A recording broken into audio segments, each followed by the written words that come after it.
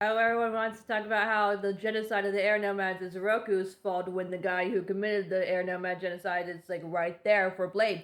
But if we're gonna be passing blame around like it's a game of hot potato, let's talk about Avatar Kyoshi! Now I know this is entering dangerous territory because Kyoshi is a fan favorite for a lot of obvious reasons, right? But if we're honest with ourselves, what was the point of Kyoshi living 200 plus years, huh? I mean, we all know what she was like after Rangi died.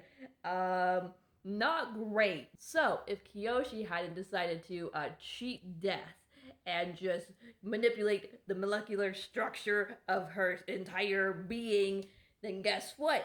The next avatar after her would still be Roku, but an entirely different time period than when he was actually born. Meaning that the avatar after Roku would be the one to have to deal with Sozin. Meaning that that avatar would not have been in the same situationship as Roku was with Sozin. Meaning that that avatar would have done what needed to happen, which is Sozin, and then there you go, problem solved. Oh, but that's only part of the problem with Avatar Kyoshi being the real cause of the air nomad genocide. See, because a lot of people don't know this about Avatar Kyoshi, but she is essentially the reason why the Fire Nation devolved, and I will say the word devolved, into a state of absolute monarchy.